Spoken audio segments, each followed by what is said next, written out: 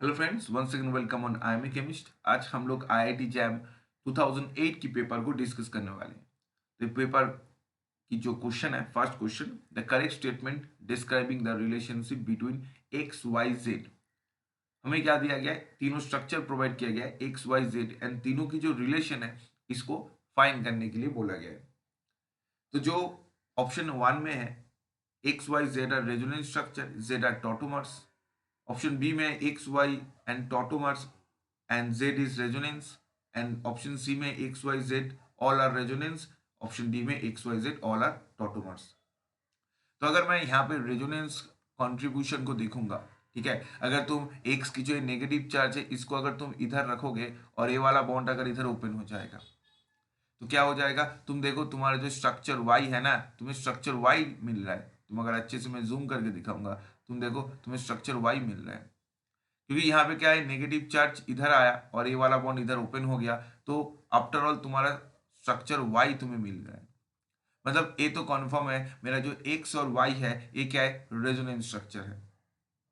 But अगर Z के बारे में देखेंगे, देखो, व्हाट इज द कीटोएनॉल टॉटोमरिज्म या टॉटोमर्स कॉन्सेप्ट हम लोग किसको बोलते हैं? जैसे यहाँ पे एक मिथाइल है, एक कीटो ग्रुप मैंने रखा है, ठीक है।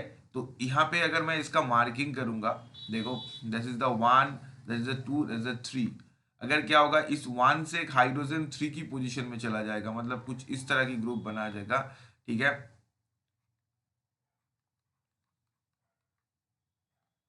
जो वन का एक हाइड्रोजन था ना, ये थ्री में चला गया। ये जो वन थ्री हाइड्रोजन शिफ्ट होता है, ये जो वन थ्री हाइड्रोजन शिफ्ट होता है, वन थ्री हाइड्रोजन शिफ्ट, इसको हम लोग क्या बोलते हैं? टॉटोमर बोलते हैं।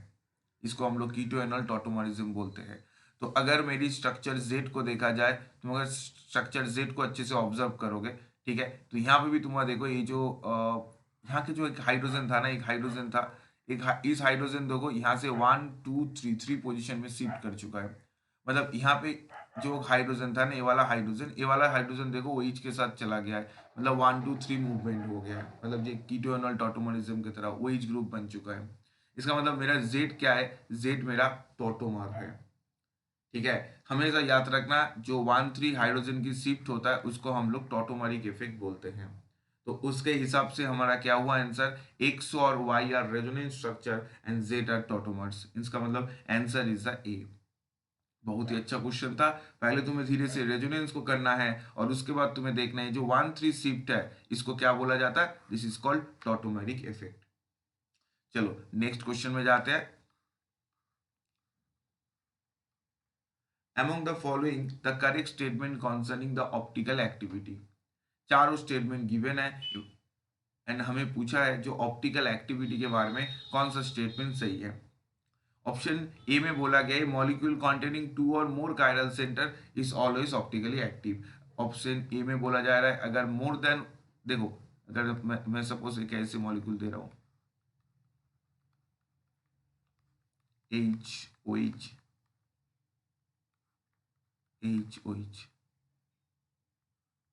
तो इस कंपाउंड में देखो तुम्हारा दो कायरल सेंटर है, ठीक है। तो क्या मैं इस मॉलिक्यूल को ऑप्टिकली एक्टिव बोल सकता हूँ? तो आंसर होगा नहीं। इसका दो कायरल सेंटर होने के बावजूद ये ऑप्टिकल एक्टिव नहीं है, क्योंकि इसके मिडिल में सिग्मा प्लेन पास कर रहा है।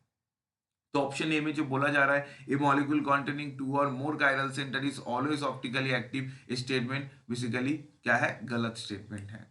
क्योंकि मैं यहाँ पे देख पा रहा हूँ मेरा टू कायरल सेंटर होने के बाद भी मॉलिक्यूल ऑप्टिकल इनएक्टिव है due to containing plane of symmetry.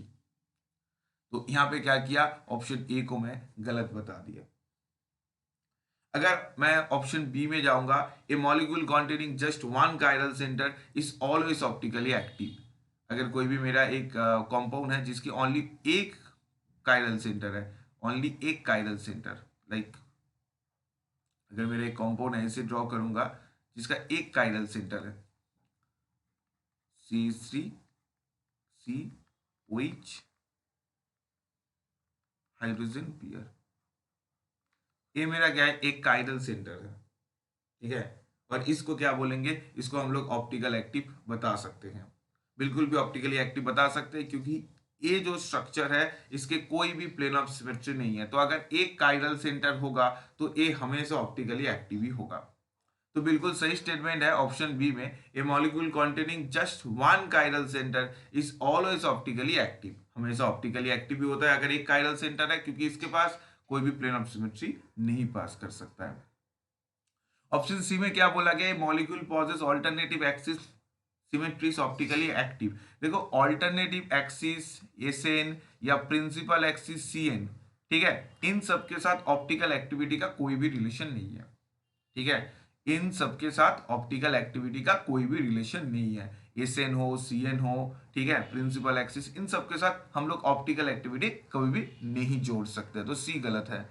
Option D में बोला गया molecule optically active should have at least one chiral centre, बोल रहा है ये मॉलिक्यूल ऑप्टिकली एक्टिव होने के लिए एटलीस्ट एक कायरल होना चाहिए, बट ये गलत है। हम लोग ऐसे बहुत सारे मॉलिक्यूल है जहाँ पे कायरल नहीं है, जैसे सपोज तुम्हारे एक एलिन सिस्टम को तुम पकड़ लो, ठीक है, तुम एक एलिन सिस्टम को पकड़ लो,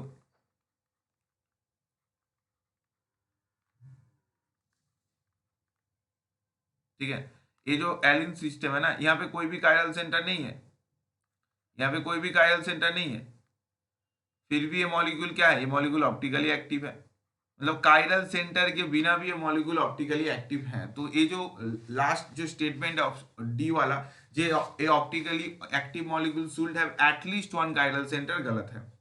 कोई कायरल सेंटर बिना भी एक मॉलिक्यूल ऑप्टिकली एक्टिव हो सकता है, बिकॉज उसकी जो मिडिल में है ना, उसके मिडिल से प्रिंसिपल या कायरल एक्सिस पास करता है, इसके मिडिल में कायरल एक्सिस जाता है, क्या जाता है, कायरल एक्सिस, इसलिए क्या हो जाता है, ऑप्टिकली एक्टिव हो जाता है। तो यहाँ पे सारे स्टेटमेंट ही गलत है, जो ओनली ऑप्शन बी है, a molecule containing just one chiral centre is always optically active, ये है तुम्हारा सही स्टेटमेंट।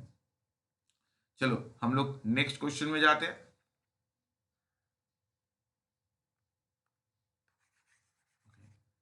नेक्स्ट जो क्वेश्चन है, the correct order of acidity.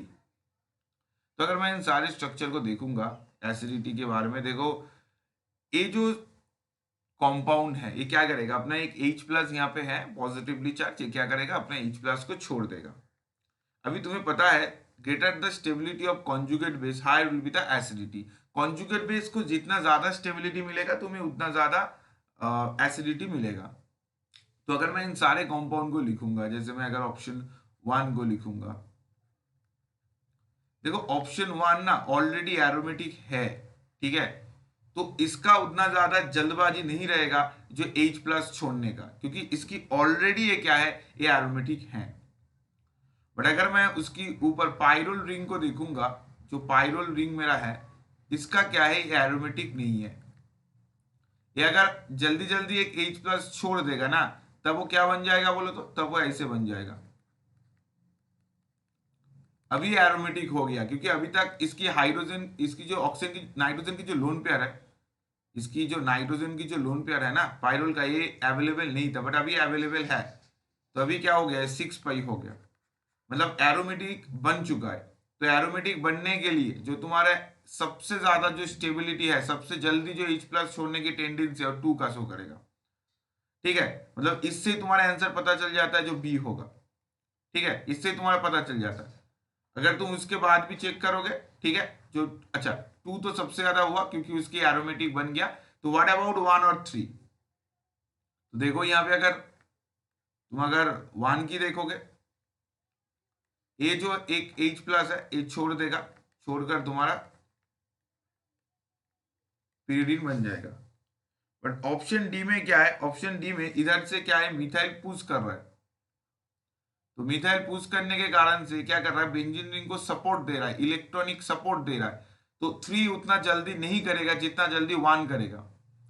1 क्या करेगा, जल्दी जल्दी H प्लस रिलीज कर देगा क्योंकि उसके पास इलेक्ट्रॉन कमी है, बट 3 का उतना ज्यादा प्रॉब्लम नहीं है क्योंकि मिथाइल पुश कर रहा था, इसलिए सबसे ज्यादा 2 का होगा, देन 1 का अगर होगा, देन 3 का, और 4 का तो कोई फैक्टर ही काम नहीं कर रहा है क्योंकि उसकी ना एरोमेटिसिटी, कोई भी ड्राइविंग फोर्स नहीं है यहाँ पे। तो सबसे ज्यादा जो होगा 2 का, ठीक है, देन 1 का, देन 3 का, तो आंसर हो जाएगा बी। हम लोग ओनली पाइरोल को देखकर इस क्वेश्चन को सॉल्व कर सकते थे क्योंकि पाइरोल यहाँ पे H प्लस छोड़ने के बाद उसको मिल गया एरोमेटिक बिहेवियर, वही यहाँ पे मेन ड्राइविंग फोर्स की तरह काम कर रहा था। तो आई थिंक सबको समझ आ चुका है। चलो नेक्स्ट क्वेश्चन में जाते हैं।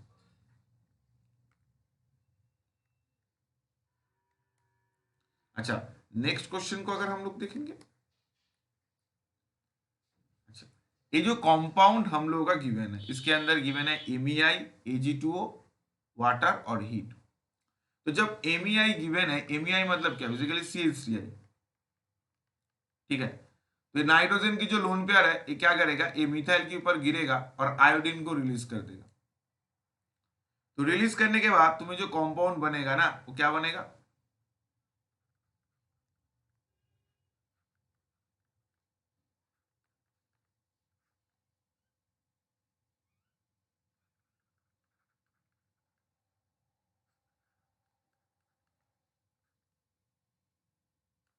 एन, एमी, एमी, एमी प्लस। अभी तुम्हें पता है, अगर कभी भी कोई भी रिएक्शन में तुम लिविंग ग्रुप को पॉजिटिवली चार्ज देखते हो, तो लिविंग ग्रुप को अगर पॉजिटिव चार्ज देखते हो, तो तुम्हारा जो एलिमिनेशन होता है, this is called Hofmann elimination. क्या होता है, उसी टाइम तुम्हारा जो एलिमिनेशन होता है, उसको बोला जाता है हॉफमैन एलिमिनेशन। देखो, हम लोग का दो एलिमिनेशन होता है, एक हॉफमैन और एक सेटजिप। हॉफमैन क्या करता है, हॉफमैन तुम्हारा लेस सब्स्टिट्यूटेड डबल बॉन्ड बनाता है, और सेटजिप तुम्हारा मोर सब्स्टिट्यूटेड। तो यहाँ पे तुम्हारा क्या है, यहाँ पे हॉफमैन होगा, क्योंकि लिविंग ग्रुप तुम्हारा पॉजिटिवली चार्जेस है। तो इस टाइम क्या होगा, तुम्हारा जो CH3 है ना, ये CH3 है, इसका क्या होगा, इसका जो हाइड्रोजन है, ये इधर गिरेगा और NME2 को इधर से निकाल देगा। तो निकालने के बाद जो तुम्हारा प्रोडक्ट बनेगा ना, CH3 phenyl hydrogen CH2 hydrogen, ठीक है, CH2 हाइड्रोजन। मतलब तुम्हारे जो प्रोडक्ट यहाँ पे आ रहा है, कौन सा ऑप्शन आ रहा है, तुम्हारा ऑप्शन आ रहा है सी, तुम्हारा सी आ रहा है आंसर, ठीक है। डी नहीं आ रहा है, क्योंकि डी में देखो प्लेन का एक चेंजेस हो गया, डी में फिनाइल को बिलो द प्लेन कर दिया गया है, बट रियलिटी में तो जो मिथाइल है वो बिलो द प्लेन में है, ठीक है। मिथाइल जो है वो बिलो द प्लेन में, इसलिए हम लोग सी को बताए, डी को नहीं बताए। तो बेसिकली यहाँ पे क्या था, हॉफमैन रिएक्शन था, हॉफमैन रिएक्शन की एप्लीकेशन था, और उसकी ऊपर बेस करके मेरा जो आंसर आ गया, that is the answer C. तो बहुत ही अच्छा क्वेश्चन था और इजी बेस्ड क्वेश्चन भी था। चलो नेक्स्ट क्वेश्चन में जाते हैं।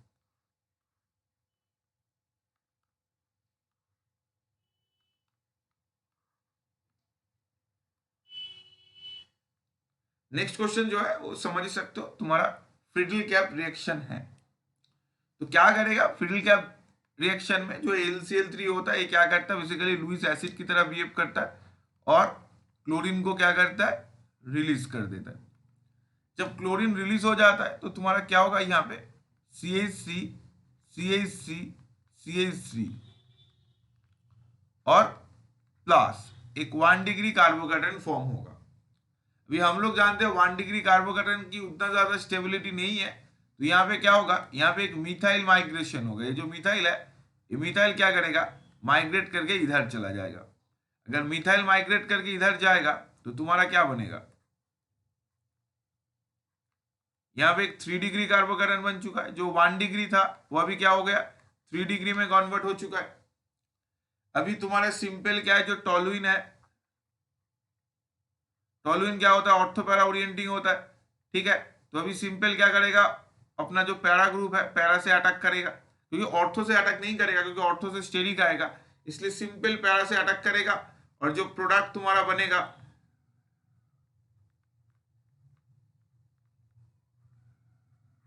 ये वाला जो ऑप्शन डी है। मतलब यहाँ पे बेसिकली क्या था, फ्रिडल कैप रिएक्शन था, और कार्बोकेटन की जस्ट एक शिफ्टिंग हो गया था, कार्बोकेटन जस्ट अपना एक शिफ्टिंग कर दिया। तो उसको करने से ही तुम्हारा जो आंसर है वो बन गया है डी। एकदम इजी क्वेश्चन था। चलो नेक्स्ट क्वेश्चन में हम लोग जाते हैं।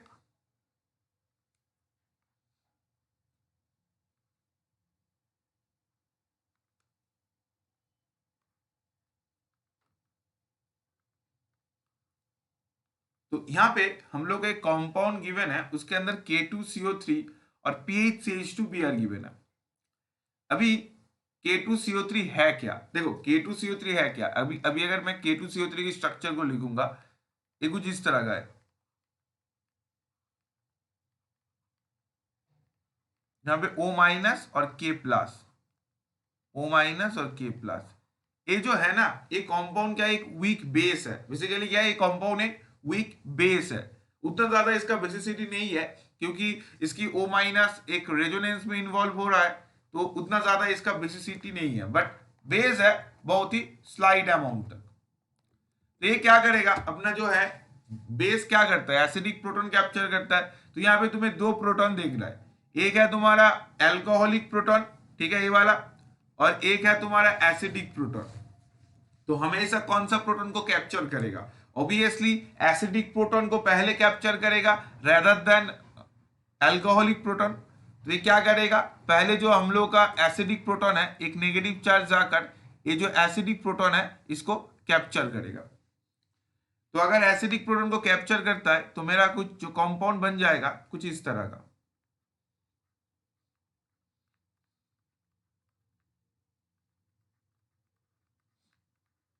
O minus. इसके बाद तुम्हें क्या है, तुम्हें इसके बाद एक कंपाउंड दिया गया है PHCH2Br, ठीक है। तो ये O माइनस क्या करेगा, यहां पे अटैक करेगा, ब्रोमीन को रिलीज कर देगा। तो रिलीज करने के बाद क्या हो जाएगा, तुम्हारा प्रोडक्ट क्या मिलेगा, तुम्हारा प्रोडक्ट कुछ इस तरह का मिल जाएगा।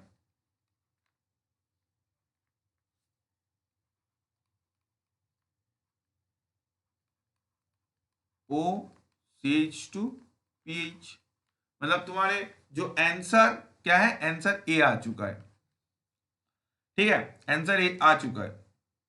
अभी कोई बोल सकते हैं अच्छा यहाँ पे क्या दोनों में रिएक्शन नहीं होगा, ये वाला दोनों में ही मतलब यहाँ पे तो ए में तो एक में हुआ है, क्या दोनों में अगर रिएक्शन हो जाएगा तब तो आंसर सी हो सकता है? तो आंसर होगा नहीं हो सकता है, क्योंकि फेनॉल की जो एसिडिटी है उतना ज्यादा नहीं है, ठीक है। फेनॉल की एसिडिटी उतना ज्यादा ना होने के कारण से फेनॉल की प्रोटॉन को कैप्चर नहीं कर सकता है, ठीक है। तो करेगा तो ओनली एसिड रिएक्शन, क्योंकि उसकी एसिडिटी थोड़ा ज्यादा है इसलिए प्रोटॉन कैप्चर करेगा और O माइनस फॉर्म करेगा। फेनॉल का फॉर्मेशन नहीं हो सकता है क्योंकि उसकी एसिडिटी उतना ज्यादा नहीं है। तो यहां पे आंसर मेरा क्या बन गया, यहां पे मेरा आंसर बन गया ए। चलो नेक्स्ट क्वेश्चन में जाएंगे।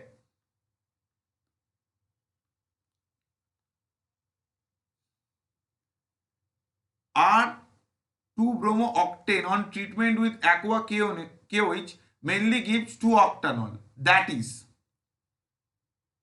तो मुझे जो कंपाउंड मिलेगा 2-octanol, उसके बारे में क्वेश्चन पूछा गया। Optically active with R configuration, optically active with S configuration, A racemic mixture, A meso compound.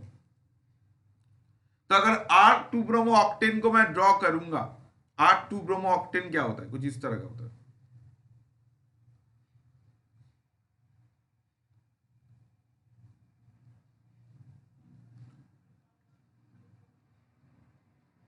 R2-bromo-octane, इसके अंदर मैं अगर KOH दूंगा तो मेरा कंपाउंड क्या हो जाएगा बोलो तो,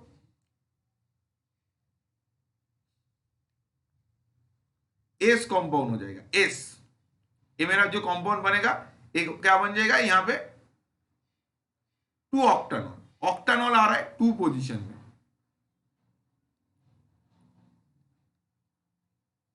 2-octanol 2 पोजीशन में क्या आ चुका है, वही जा चुका है, ठीक है। देखो यहां पे जो रिएक्शन हुआ है बेसिकली क्या हुआ है, यहाँ पे ब्रोमीन के पोजीशन में OH आ चुका है। बेसिकली OH क्या किया है बोलो तो, यहाँ पे OH K प्लस और OH माइनस यहाँ पे बैक साइड से अटैक किया। क्या किया, बैक साइड से अटैक किया, जो SN2 होता है, SN2 मैकेनिज्म, SN2। और SN2 में क्या होता है, हमेशा इन्वर्शन होता है। क्या होता है, इन्वर्शन। तो यहां पे क्या हुआ है, इस रिएक्शन में बेसिकली तुम्हारे इन्वर्शन हुआ है, और जो R कंपाउंड था वो बेसिकली चेंज होकर क्या हो चुका है, तुम्हारा S कंपाउंड में कन्वर्ट हो चुका है, क्योंकि तुम्हारा स्टार्टिंग मटेरियल तो R था। तो अगर तुम SN2 करोगे, तुम्हारा जो प्रोडक्ट बनेगा वो क्या हो जाएगा, इन्वर्शन हो जाएगा। मतलब R एक ऑप्टिकली एक्टिव था, ठीक है, एक प्योर एनांसियोमर था, वो क्या हो गया, वो एक एस में कन्वर्ट हो चुका है, वो भी क्या एक प्योर एनांसियोमर है। तो ये जो आर से एस कन्वर्शन हो रहा है, ठीक है, ये जो आर से एस कन्वर्शन हो रहा है, तो यहां पे आंसर क्या हो जाएगा, optically active with S configuration. क्योंकि तुम्हें तो यहाँ पे ऑक्टेनॉल के बारे में पूछा है, जो ऑक्टेनॉल क्या है, तो ऑक्टेनॉल क्या होगा, एक ऑप्टिकली एक्टिव होगा और जो इन्वर्शन होगा वो क्या हो जाएगा, एस हो जाएगा। इन्वर्शन के बाद R product is convert to S, मतलब आंसर बन गया बी। चलो बहुत इजी क्वेश्चन था। नेक्स्ट क्वेश्चन में जाते हैं, एकदम सिंपल SN2 की कॉन्सेप्ट था।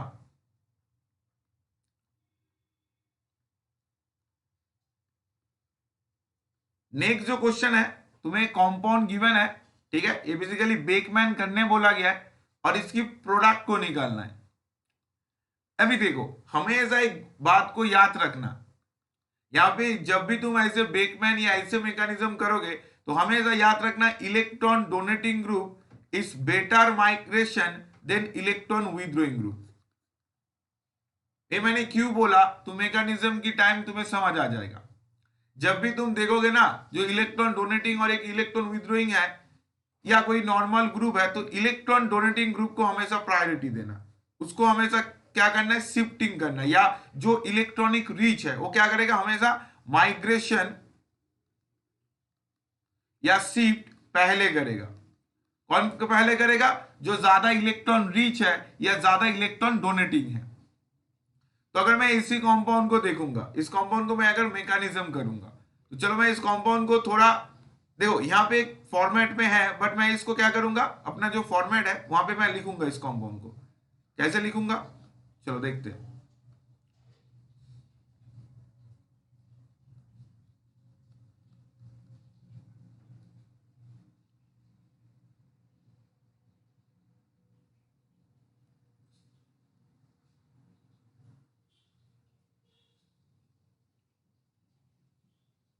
मैंने क्या किया, मॉलिक्यूल को ऐसे लिखा, मैंने क्वेश्चन में जैसे था मैंने ऐसे नहीं लिखा। क्वेश्चन में देखो OH के साइड में OMe है, बट मैंने क्या किया, उल्टा कर दिया अभी, क्योंकि यहाँ पे जो ए लोन पेयर है, ए लोन पेयर होने के कारण से मॉलिक्यूल इजीली फ्लिप कर सकता है, तो मैं इसको ऐसे लिख सकता हूं। अभी मैंने ऐसे क्यों लिखा, क्योंकि यहाँ पे अगर तुम देखोगे ये जो ग्रुप है, ठीक है, ये जो OMe ग्रुप है और ये जो मिथाइल बेंजीन रिंग है, तो OMe ग्रुप क्या है, ज्यादा इलेक्ट्रॉन डोनेटिंग ग्रुप है, क्योंकि ऑक्सीजन की लोन पेयर डोनेट कर सकता है। इसलिए अगर मैं माइग्रेशन कराऊंगा तो इसको पहले लेना है, ये अच्छे से माइग्रेशन कर सकता है, ठीक है। तो अगर मैं माइग्रेशन कराऊंगा, चलो माइग्रेशन करके देखते हैं। ये जो ग्रुप है ये कंप्लीटली क्या करेगा, माइग्रेट करके तुम्हारा यहाँ पे गिरेगा और ये वाला बॉन्ड इधर से निकल जाएगा। तो निकलने के बाद जो तुम्हें प्रोडक्ट बनेगा तो कुछ इस तरह का बनेगा, N डबल बॉन्ड C,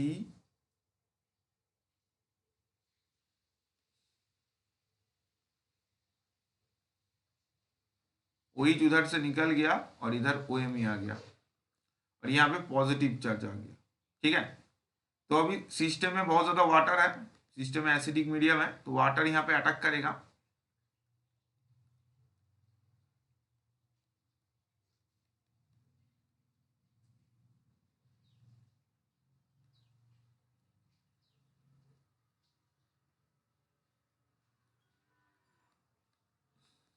उसके बाद क्या करेगा, एक कीटोएनॉल टॉटोमरिज्म करेगा और कीटोएनॉल टॉटोमरिज्म करने के बाद जो तुम्हें प्रोडक्ट मिलेगा कुछ इस तरह का प्रोडक्ट होगा।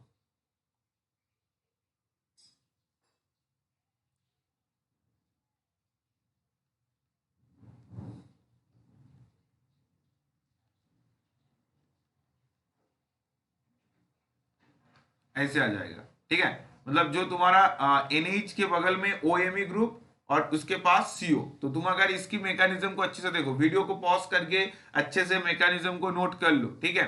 और अगर मैं वापस जाऊंगा तो ए वाला देखो, सिमिलर प्रोडक्ट जो तुम्हें मिलेगा ऑप्शन ए में, क्योंकि यहाँ पे देखो NH के बगल में CO है, क्या है, NH के बगल में, ओके, जो OMe ग्रुप जो वाला जो रिंग है, तो मेरी जो प्रोडक्ट देखो, मेरी प्रोडक्ट में वही बात है, ठीक है। तो यहाँ पे आंसर क्या बन गया, आंसर बन गया ए। तो जो जिसको ये समझ नहीं आ रहा है, थोड़ा धीरे होल्ड करो, वीडियो को पॉज करो और धीरे से मैकेनिज्म नोट करो, एकदम इजी है। OMe को मैंने माइग्रेट किया बिकॉज इलेक्ट्रॉन डोनेटिंग ग्रुप या इलेक्ट्रॉन रिच ग्रुप है, तो इसलिए मैंने क्या किया, ओएमई को पहले माइग्रेट कराया, किससे, एक नॉर्मल बेंजीन से। तो ये क्या था, एकदम प्योर बेकमैन मैकेनिज्म था, और हम लोग ये आंसर हम लोग के सामने है, जो आंसर ये है। ओके, चलो उसके बाद हम लोग नेक्स्ट क्वेश्चन में जाते हैं।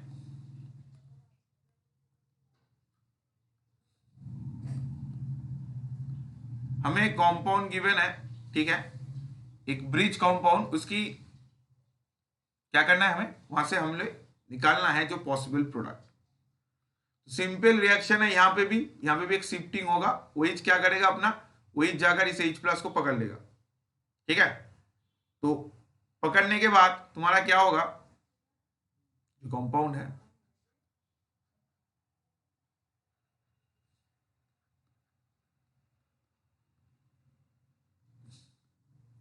OH2+ और इधर एक मिथाइल है, तो ये निकल जाएगा। ये निकलने के बाद तुम्हें क्या होगा, एक कार्बोकैटन बनेगा।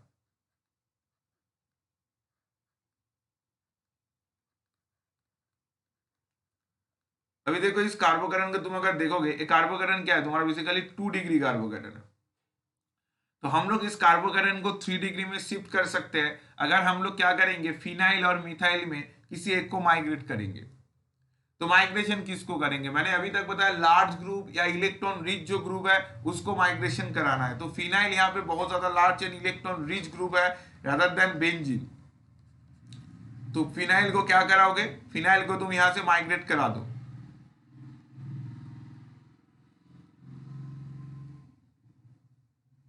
तो तुम्हें जो कंपाउंड मिलेगा, इधर मिथाइल और इधर फिनाइल, यहाँ पे फिनाइल आने के बाद फिनाइल की पोजीशन में कार्बोकैटन हो गया, यहाँ पे एक कार्बोकैटन आ चुका है, क्योंकि फिनाइल जहां से माइग्रेट किया वहां पे क्या हो गया, वैकेंट हो गया। उसके बाद इसकी जो हाइड्रोजन है, ये हाइड्रोजन यहाँ पे जाएगा, और तुम्हारे जो आंसर है वो आंसर बन जाएगा सी, ठीक है। एक हाइड्रोजन वहां पे जाएगा, जो एलिमिनेशन कराएगा, बेसिकली U1 मैकेनिज्म भाया जा रहा है रिएक्शन, क्योंकि कार्बोकैटन फॉर्मेशन हो रहा है। तो तुम्हारा एक डबल बॉन्ड आ जाएगा और आंसर बन जाएगा सी। बहुत इजी क्वेश्चन था। चलो नेक्स्ट क्वेश्चन में हम लोग जाते हैं। देखो यहाँ पे माइग्रेशन को हमेशा याद रखना है, इलेक्ट्रॉन रिच को हमेशा प्रायोरिटी देना है, ठीक है।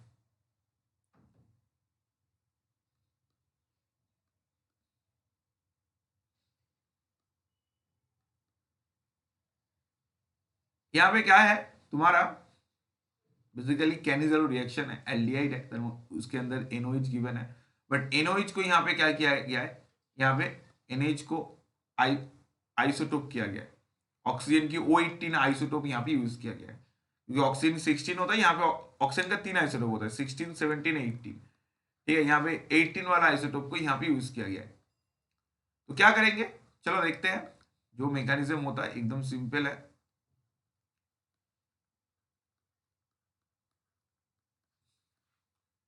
OH Na+, O18 है, तो O- क्या करेगा, यहाँ पे अटैक करेगा, और ये वाला बॉन्ड क्या होगा, इधर खुल जाएगा। तो खुलने के बाद, खुल जा सिम सिम होने के बाद क्या होगा, CO- हाइड्रोजन OH, और ऑक्सीजन है 18। उसके बाद जो और एक एल्डिहाइड है,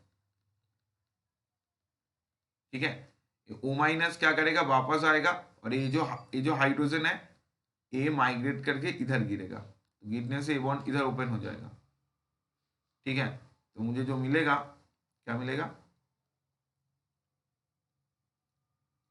COOH18 प्लस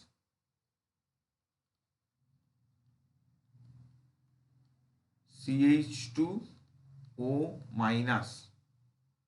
और Na, ठीक है। मतलब जो 18 वाला आइसोटोप है वो एसिड के साथ है, ठीक है। इसके बाद क्या करेगा, जो सिंपल O- है, O- जाकर इस एसिडिक प्रोटॉन को कैप्चर कर लेगा, और करने के बाद जो प्रोडक्ट हम लोगों का बनाएगा, क्या बनेगा,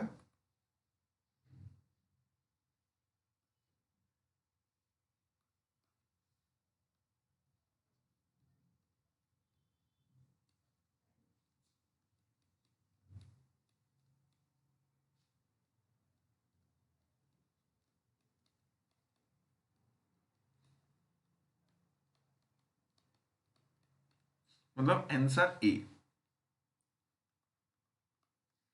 एल्कोहल और एसिड के साथ O18 रहेगा। जो O18 ग्रुप है ना, वो किसके साथ रहेगा? एसिड के साथ। देखो वीडियो पॉज करके मैकेनिज्म को अच्छे से नोट कर लो और देखो तुम्हारे जो आंसर ए है, आंसर ए को सेटिस्फाई किया। ठीक है, आंसर ए को सेटिस्फाई कर दिया। ONA और CH2H।